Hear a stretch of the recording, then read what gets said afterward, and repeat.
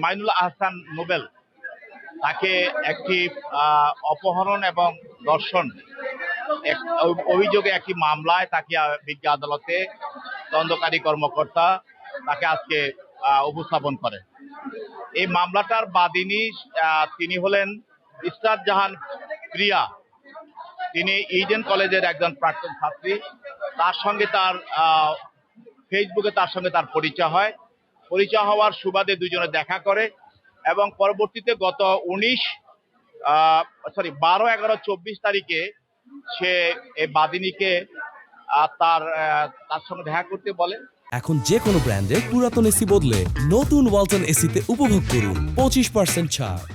দেখা করার পরে সে তার স্টুডিওতে নেওয়ার কথা বলে তাকে সে এক বাসায় নিয়ে যায়।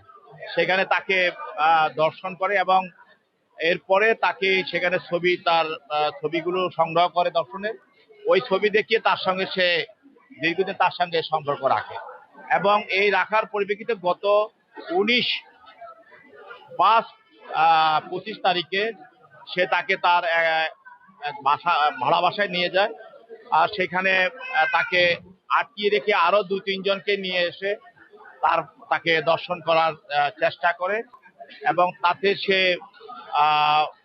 তার প্রতি আক্রোশ হওয়ার কারণে সে এই দর্শন থেকে রক্ষা পাওয়ার জন্য সে 999-এ টেলিফোন করে এবং এই 999-এ টেলিফোন করার পর সেখানে পুলিশ আসে সেখান থেকে নোবেলকে গ্রেপ্তার করে আদালতে মামলা দায়ের করা হয় এবং তাকে আদালতে নিয়ে আসা হয়। তার পক্ষে তার আইনজীবীরা জামিনের প্রার্থনা করেন এবং তারা বলছেন যে আজকে যে বাদিনী প্রিয়া সে তার স্ত্রী এবং সে গর্ভবতী, কিন্তু আমরা প্রসিকিউশনের পক্ষ থেকে বলছি যে এটা সঠিক নয়।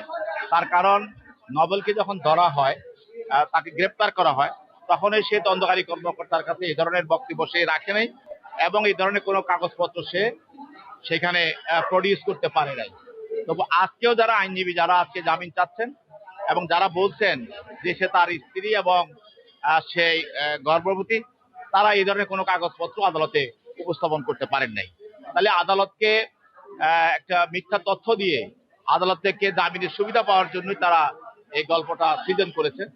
তো আদালত তাদেরকে নিজেও বলেছেন যে এই ধরনের কাগজপত্র থাকলে আপনারা দেখান, কিন্তু তারা এই ধরনের কোনো কাগজপত্র, বিবাহের নিকাহনামা অথবা সে যে প্রেগনেন্ট, এই ধরনের কোনো কাগজপত্র আদালতে উপস্থাপন করতে ব্যর্থ হয়েছে। আদালত উভয় পক্ষের বক্তব্য শুনে জামিনের দরখাস্ত নামঞ্জুর করেন এবং তাকে জেল হাজতে প্রেরণ করেন।